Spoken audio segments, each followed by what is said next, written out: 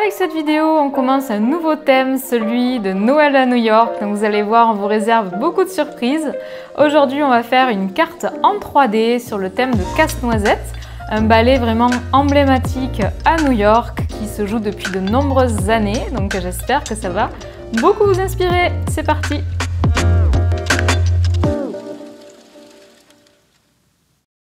Bonjour à tous, moi c'est Marie, bienvenue sur la chaîne pour apprendre l'aquarelle et réactiver votre créativité. Alors donc je commence tout de suite par vous présenter le matériel que je vais utiliser pour faire cette carte en 3D sur le thème de Casse-Noisette. Alors vous allez avoir besoin de plusieurs éléments, donc vous allez avoir besoin d'un morceau de papier aquarelle. Moi j'ai choisi du 100% coton sennelier, alors j'ai choisi un format carré pour ma carte. Et j'ai pris à peu près 14 cm, alors vous faites comme vous voulez, hein. Du coup ça fait 28 de long et 14 de large. C'est vous qui voyez un petit peu ce que vous voulez faire. Après j'ai pris un morceau de papier coloré, alors c'est du papier canson coloré que j'ai acheté dans un magasin de Beaux-Arts qui est au même format. Voilà, donc ça c'est vraiment le plus important pour votre carte. Après vous allez avoir besoin d'un morceau un petit peu plus petit de papier aquarelle. Alors attention, je vous explique. En fait on va créer une encoche comme ça pour mettre notre petit personnage, comme vous pouvez le voir, collé comme ceci. Et donc quand la carte va être repliée, il ne faut pas que le personnage dépasse de la carte. Donc on ne peut pas non plus le faire gigantesque. Donc là, hop, on va le replier comme ça, vous voyez. Donc moi j'ai mesuré, voilà, en gros, hop là, une encoche d'à peu près 2 cm depuis le bord, un petit peu moins que 2 cm, je dirais 1,5 cm. Et donc du coup ma carte elle fait à peu près, hop, vous voyez, elle fait 12 cm de long. Donc voilà, il ne faut pas que ça soit trop gros non plus, il ne faut pas que ça soit aussi large que la feuille parce qu'il y a ce petit décalage qui fait qu'après quand on va ouvrir la carte, le personnage va du coup se redresser. Donc vous voyez, moi j'ai pris donc 12 cm sur 5 cm pour me donner un peu de place pour découper mon personnage. Voilà, donc découpez votre morceau de papier aquarelle comme ça, découpez votre carte. Alors la carte, je vous montrerai après comment la plier, comment faire la découpe au cutter, mais en tout cas il vous faut ces éléments-là. Ça c'était pour vous montrer le style de décor qu'on va faire après derrière. Donc une règle, toujours pratique, le cutter, toujours pratique, le crayon à papier, la gomme. Vous allez avoir besoin aussi bien sûr d'un pinceau aquarelle, donc moi je vais utiliser le 805 3.0 de chez Raphaël. Je vais utiliser de la colle verte comme ça, scotch. Je vais utiliser le plioir pour bien plier ma feuille, mais ça c'est facultatif. Je vais utiliser aussi une petite brosse Soft Aqua Raphaël 20 mm, c'est facultatif aussi. Bocal d'eau, ma palette extra fine sennelier.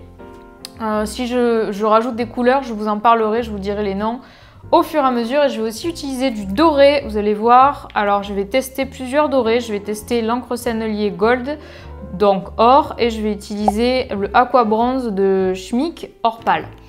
Voilà, principalement c'est tout ce que je vais utiliser. Dans tous les cas, je vous dirai si j'utilise aussi le Posca et le Faber-Castell, tout ça, ça sera dans la description où vous pourrez retrouver les informations. Allez, c'est parti. Alors donc, pour préparer donc votre carte, c'est très simple. Vous allez prendre donc votre morceau de papier. Moi, je vous disais, j'ai fait 28 par 14. Et vous allez donc le plier en deux, tout simplement. C'est là où j'ai utilisé le plioir pour m'assurer que ça soit vraiment bien plié. Voilà, vous allez le plier en deux. Alors, attention à bien mettre la face aquarelle, la face, le verso, quoi. Vraiment, le recto, pardon, vraiment à l'intérieur pour pouvoir avoir la meilleure texture possible du papier. Donc ça, c'est du 100% coton sennelier, hein, je vous l'ai déjà dit, il me semble. Alors, donc ensuite, vous allez avoir donc quelque chose qui ressemble à ça. Et vous allez venir faire deux encoches, donc vous mettez sur une surface appropriée.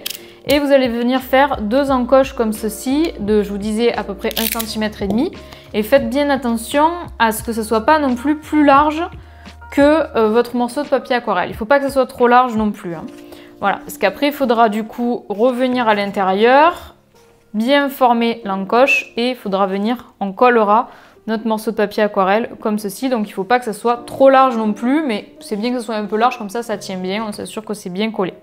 Voilà, donc faites cette petite manipulation. Donc vous voyez au début vous allez avoir l'encoche qui va être comme ça, il va falloir pousser pour la faire sortir. Et là vous pouvez utiliser pareil si vous avez quelque chose pour appuyer, pour bien former l'angle. tout simplement.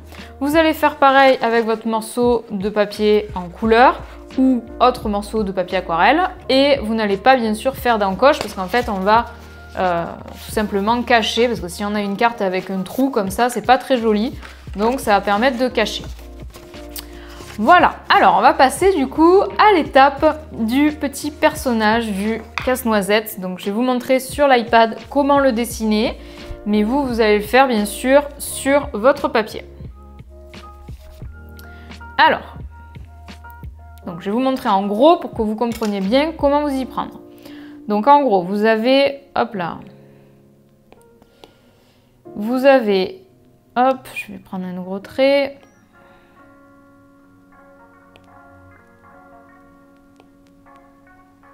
Voilà, ça en gros c'est votre papier, hop là.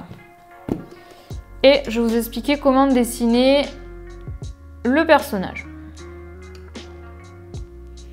Alors, donc en gros, vous allez diviser en 3 votre papier. Donc moi, comme il fait 12 cm, ça fait 4, 4 et 4. Et vous allez venir faire un trait, hop là. Donc là, j'ai pas besoin de règle, mais vous pouvez utiliser la règle, bien sûr. Vous allez venir faire 2 rectangles comme ça. Ça va être les bras. Alors, vous n'êtes pas obligé de le centrer parfaitement, votre personnage, parce que dans tous les cas, moi, je vous conseille de le découper ensuite. Voilà, donc là, vous allez pouvoir faire les bras, vous allez pouvoir faire des ronds comme ça pour le bout, vous allez pouvoir faire un trait en haut pour les épaulettes. Ensuite, vous allez pouvoir marquer le début du pantalon. Donc là, on a les bottes qui vont se finir. Donc, je ne sais pas si j'ai fait bien droit, ça va. Donc là, je vais venir faire les jambes. Donc les jambes... Voilà, vous les espacez un petit peu. Voilà, vous les faites comme ça. Ensuite, vous allez venir marquer la taille, alors à peu près à ce niveau-là. Vous allez la faire du coup plus fine que le reste, hein. C'est pas non plus une boîte en plein, notre bonhomme. Et vous allez faire le type de forme que vous me voyez dessiner. Vous voyez, c'est juste des formes les unes après les autres, donc pas de stress. Ensuite, vous allez faire la forme de la tête. Alors, vous allez faire une forme de U, vraiment aplatie, hein, pas trop rond. Hop, en haut, on fait un trait. Et on continue notre chapeau comme ça. Éventuellement, si vous avez la place, vous pouvez mettre un petit trait comme ça. Ensuite, vous allez venir faire un deuxième trait là pour la ceinture. Ça sera tout noir. Et on va venir faire un V comme ceci et un V comme cela pour le manteau. Voilà. Et après, éventuellement, vous pouvez rajouter le col et vous pouvez gommer pour retrouver. Voilà. Et il nous reste les bottes à faire. Voilà. Et ça va être en noir. Voilà. Et pour vous montrer le dessin du visage, je zoome pour que vous voyez bien. En gros, on va faire une sorte de goutte pour le nez. On va faire les moustaches un peu pointues. On peut faire un petit sourire. Bon, il n'est pas terrible mon sourire, je vais le refaire. Voilà. Quelque chose comme ça. Et ensuite, vous avez les yeux. Donc, alors, vous pouvez faire plus ou moins compliqué, hein. Vous pouvez faire des yeux... plus réaliste que ça. Vous pouvez faire des yeux plus gros. Moi, je ne vais pas me prendre la tête parce que dans tous les cas, ça va être tout petit. Donc, c'est pas très important. Mais voilà, je vous montre une possibilité. Voilà, donc ça va ressembler à peu près à ça. Et il ne faut pas oublier les cheveux qui vont être un peu comme ça. Voilà, donc... Là, on a notre base pour notre bonhomme et ensuite, vous allez en fait le gommer légèrement pour qu'il ne soit pas non plus avec des gros traits grossiers. Voilà. Donc, vous voyez, moi, j'ai fait ce travail là-dessus, mais comme, voilà, encore une fois, c'est moins visible, je vous les montrer sur l'iPad. Donc, qu'est-ce qu'on va faire? On va peindre notre bonhomme et on va peindre le décor. Alors, donc... Je vais commencer par peindre le bonhomme, donc c'est parti. Alors, donc pour peindre le bonhomme, je vais utiliser un mélange de rose opéra et de rouge français, rouge vermillon. Voilà, alors du coup, c'est très simple, hein, je ne vais pas m'embêter la vie. Je vais tout simplement peindre en suivant mes traits. Alors pour les décors, j'ai essayé de m'inspirer un petit peu des décors justement du ballet Casse-Noisette. Voilà, donc n'hésitez pas à regarder un petit peu, à faire des recherches quand vous vous lancez dans un projet comme ça. C'est ça qui stimule un peu la créativité. Donc j'ai vu notamment qu'il y avait des décors avec des forêts enneigées, des choses comme ça. Il y avait aussi beaucoup de décors avec des cannes à sucre, etc. Dans les tons roses, dans les tons verts, que j'ai beaucoup aimé, mais j'ai eu envie d'en profiter pour faire une sorte de petit paysage simple. Donc ça, c'est pour ma veste, un peu rose-rouge. Je vais passer au pantalon, donc là je vais utiliser du vert véronèse.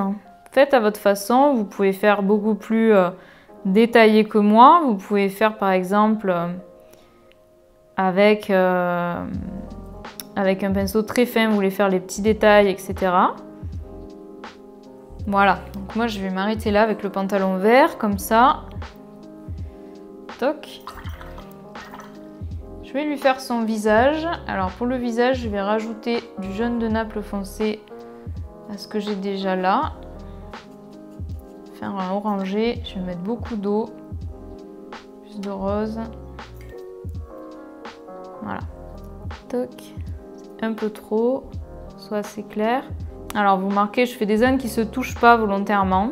Pas être embêté par des fusions de couleurs non souhaitées. Voilà, je vais le laisser sécher. Je vais faire quand même son chapeau avant. Donc là, je vais utiliser le sépia. Comme je sais que je veux vraiment pas superposer les couches pour cette peinture, je peux me permettre d'utiliser un foncé qui contient des pigments noirs, c'est pas un souci. Je prends du indigo et du sépia. Voilà, pour fabriquer une couleur noire très rapidement. Comme je vous ai expliqué dans la vidéo sur les neutres, si j'avais voulu utiliser ce foncé vraiment de façon répétitive en superposition, j'aurais évité d'utiliser une couleur qui contient des pigments noirs. Je vais le laisser de côté et pendant ce temps, je vais m'occuper de mon paysage. Alors, donc, je vais prendre ma petite brosse, mais ça, c'est vraiment pas du tout obligatoire. Et je vais venir humidifier le haut de la feuille. C'est juste pour aller plus vite, hein. Mais si vous n'avez pas de brosse, c'est pas grave. Alors je vais vous montrer, je voulais vous montrer les roses de White Night qui contiennent du blanc.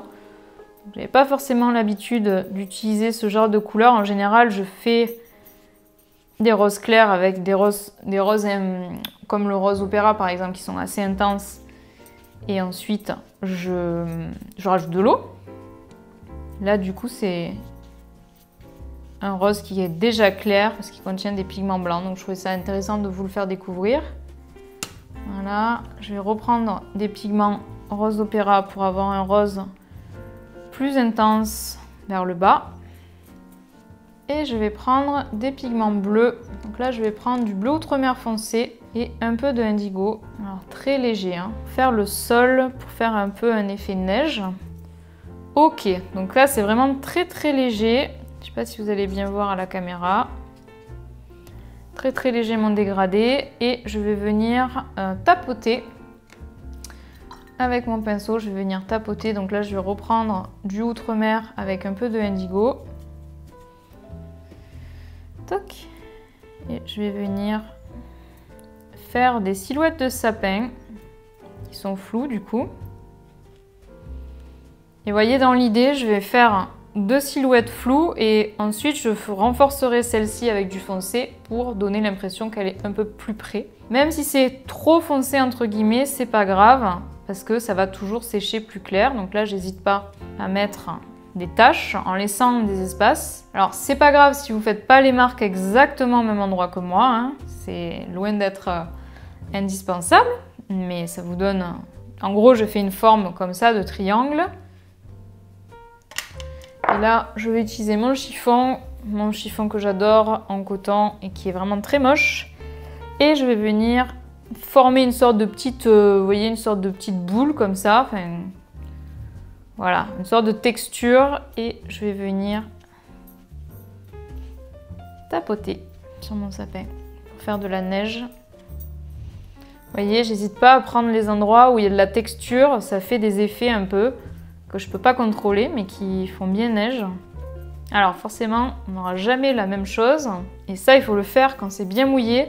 Donc si vous avez du papier coton, il y a plus de chances que ça reste mouillé longtemps.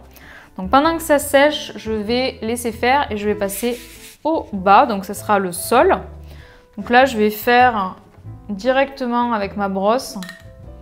Je vais réutiliser ceci, ce mélange bleu, et je vais faire un sol un peu effet neige. Et je vais utiliser des effets de pinceau, voilà, comme ceci, laisser du blanc. Je vais reprendre un petit peu indigo et bleu outre-mer foncé, faire quelques marques, mais vraiment légères. Ok, donc je vais laisser sécher tout ça. Tac. Pendant ce temps, je vais regarder un petit peu mon ami le Nutcracker. Qu'est-ce qu'il devient? Donc, je vais utiliser mon encre Sennelier. C'est pas de l'encre aquarelle, hein, c'est de l'encre. Je crois bien que c'est de l'encre classique. Ouais, à base de gomme lac.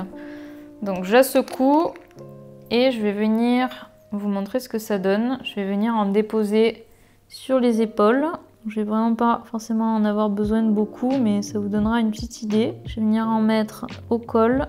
Je vais venir en mettre sur les bras. Voilà. Et alors que c'est encore humide, je vais venir rajouter ça. Alors ça, c'est un autre style de doré qui est en fait en poudre.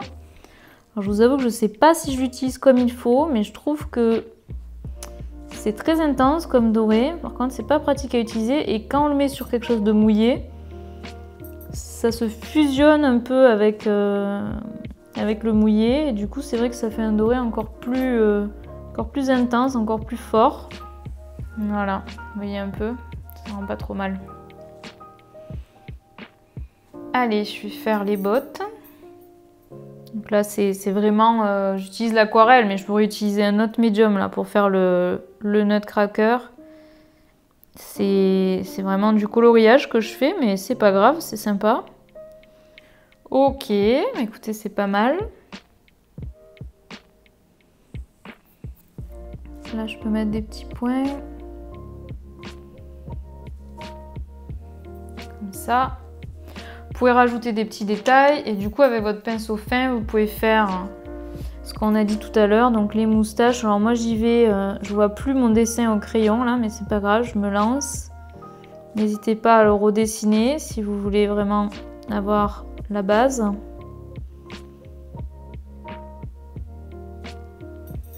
Les moustaches, je les fais en foncé. Je vais prendre un rose un peu plus foncé pour faire le nez. Et le sourire.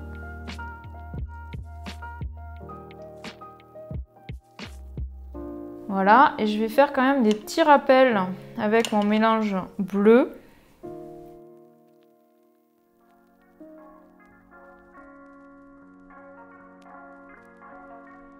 Et je vais lui rajouter aussi un peu de doré sur son casque.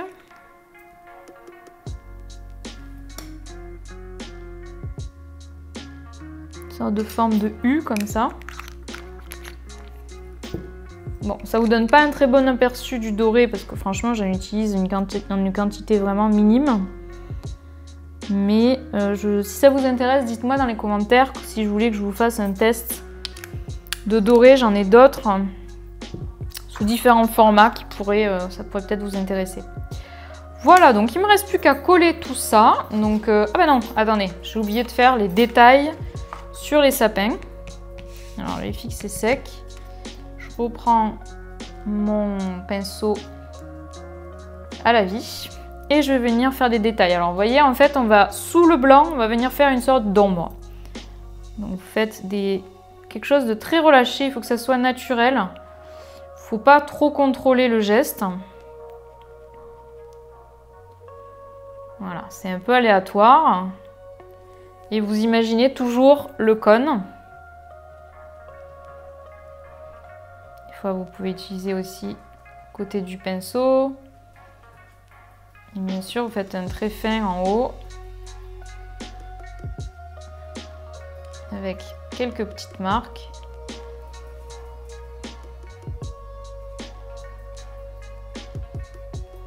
Voilà. Vous voyez, ça commence à donner un peu... Vous pouvez faire avec votre doigt des petits effets comme ça.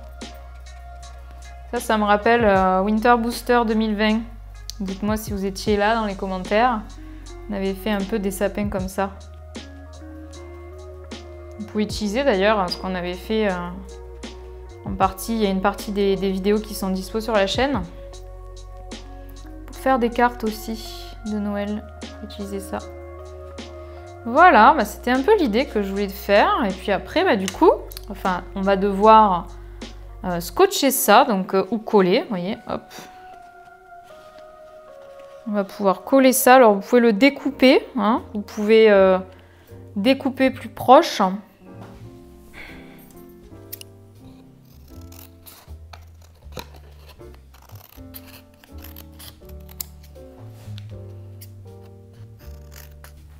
Voilà, donc je l'ai un petit peu redécoupé et je vais mettre la colle.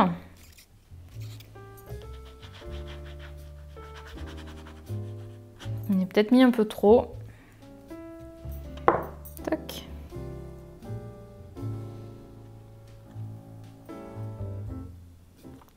Je vais essayer d'absorber le surplus parce que là, sinon, je vais jamais réussir à ouvrir la carte. On est mal dans ce cas. Je vais essayer d'enlever ça comme je peux.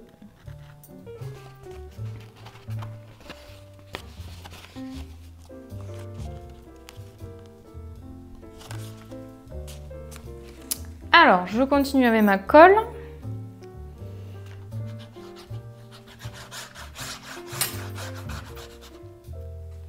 Tac, oula. Je suis pas habituée, hein. Vous voyez que je ne suis pas une spécialiste de la colle. Je m'en sers jamais. Mais bon, c'est pas grave. On y go, on y croit. Ouh, ouh, ouh.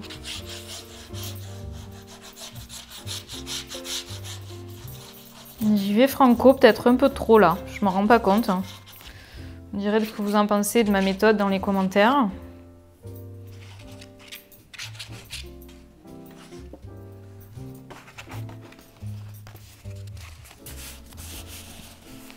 Ouh là là là là. Bon, écoutez. Toc. On appuie. Alors, au pire, je pourrais découper là au cutter. Regardez, c'est Mimi. Bon, bien sûr, vous savez, ouais, ma patience légendaire, que j'ai pas pu m'empêcher de presser ça alors que c'était pas sec. Du coup, j'ai une tache. Regardez, c'est Mimi, non? Bon, bah moi, je trouve ça pas mal. Hein. Je sais pas si vous arrivez à voir. Toc, le petit bonhomme qui se redresse, trop chouchou. Je vais essayer de sauver la mise quand même avec ça, là, ça me tracasse un peu. Donc la méthode...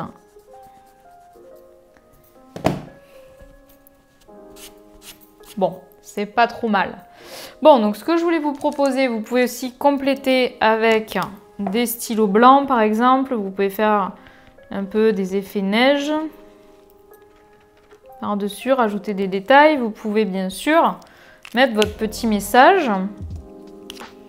Toc.